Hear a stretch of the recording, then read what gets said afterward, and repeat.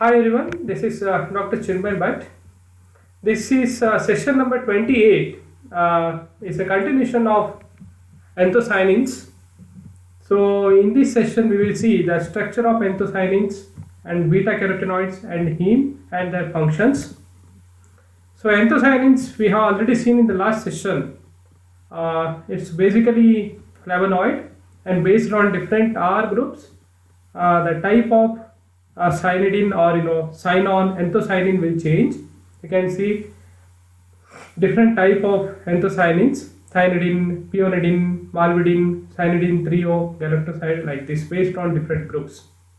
And these are different present in different fruits, and it imparts color to those fruits. So you can see here apple cyanidin, blackcurrant cyanidin and delphinidin, blueberry cyanidin and delphinidin. So different types of anthocyanins are present. Remember, not necessary that one fruit or one vegetable or one flower will be having only one anthocyanin. It can be mixture of anthocyanins, and again the structure may change. So as we have already discussed once in the last session, anthocyanins will be having different color at different pH. You can see acidic below pH 7, then pH 7, 8 to 9, 10 to 11, 11 to 13, it changes color. Okay, acidic, neutral and basic. Okay, you can see why that structure changes. I mean why that color changes in the different pH, because of structural differences, because there will be a modification of structure from one form to another form. So you can see it here, sodium cation, if pH is less than 1 it is red and it becomes colorless when it is pH is 4 to 5. So it has this, so they are all in equilibrium. I mean they can change mutually from one structure to other structure. So the role of anthocyanins or their importance, if you want to see, they are mainly to attract pollinators and seed dispersers. Okay, this is it's very important from the reproduction point of view. So that color is mainly to attract some pollinators and repel predators, of course, because some predators can be repelled because of this color. Improve plant tolerance to stress such as drought, UV, all these things, because of course it can reflect some color, so it can protect the plant from that UV light. Improve night vision, correct, because it can glow sometime. Disorders, protect against several diseases including heart disease. And if you come to beta carotene, I think this is very familiar to all of you. Beta carotene is present in various fruits, especially very much rich in carrot and papaya. So all this, and this is the pigment color of this beta carotene, kind of orange red. This is the structure of beta carotene. So that's the molecular formula C40H56 and made up of 8 isoprene unit, 11 double bonds, 5 conjugated double bonds. It has 2 beta ion rings, contains 2 cyclic ring units. Okay, it is easy to remember. So if you look at the structure, it is a bit huge, but if you want to remember, there are ways like this and this part. If you remember, they are opposite.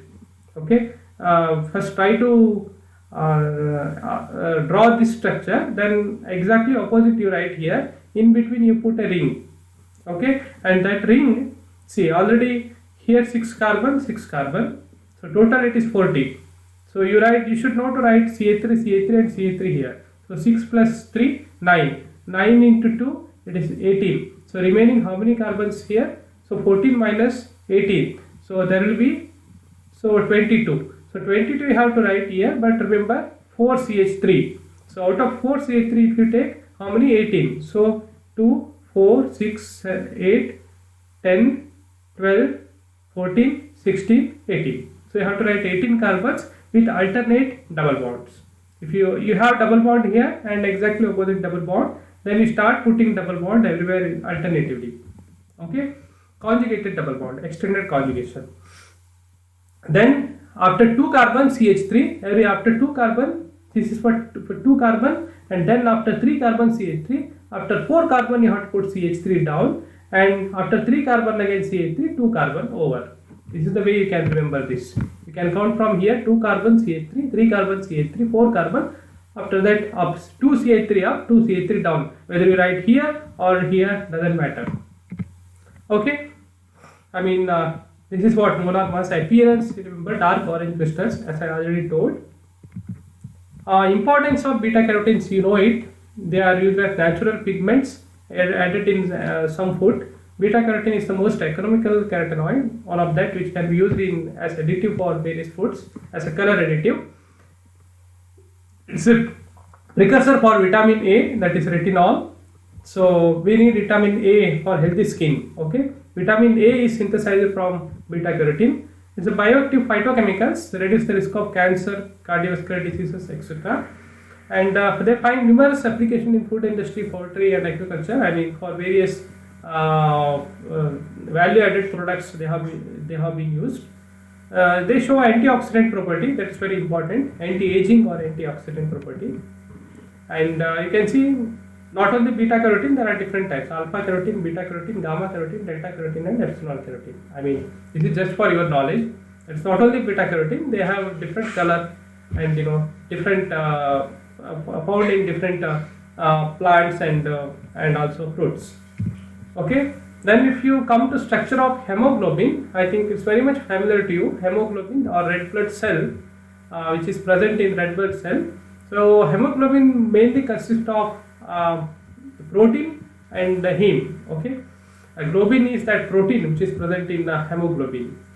Okay, this is heme group which is present in proteins. Proteins are mainly alpha chain and beta chain. Each are made up of different amino acids and they are quaternary in structure. This is a quaternary structure of protein. So the main function of red blood cell is transfer of oxygen from lungs to tissue and transfer of carbon dioxide from tissue to lungs. You know it. I think this we have studied since your lower standards. To accomplish this function, red cells has hemoglobin. Each red cell has 640 million molecules of hemoglobin. This is just for your knowledge. And it constitutes a protein constituting 1/3 of the red blood cell. So it contains two parts, heme and globin. That is together it is hemoglobin. Okay.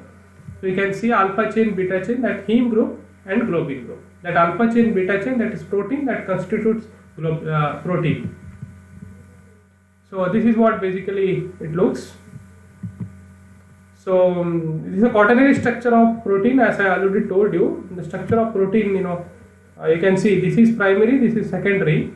Chain 1 is primary, and the secondary, it is present in DNA and RNA, nucleic acids, and tertiary and quaternary structure of protein, which is mainly present in hemoglobin. I mean the globin of that heme.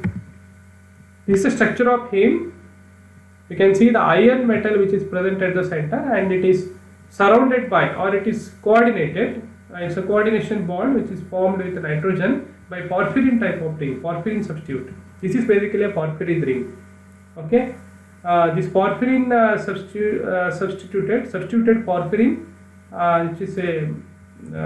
which forms bonding with the iron, which is a central metal atom, and forms heme. Functions of hemoglobin, we already know it. For the carriage of oxygen, major transporter of oxygen, and also carbon dioxide. So by transporting oxygen, it helps to synthesize ATP molecules. Of course, in each cells, the ATP synthesis, the energy packets whichever are required, that will be synthesized. It plays a role as a buffer, and it's the change in pH. I mean, this is needed sometime. I mean, pH change, it has to be registered in the body. Otherwise, there will be some other disorders which arise. These are some of the references which I referred. Please go through it. Go through some of the interesting videos in YouTube and websites for online material. Thank you. Thank you for watching.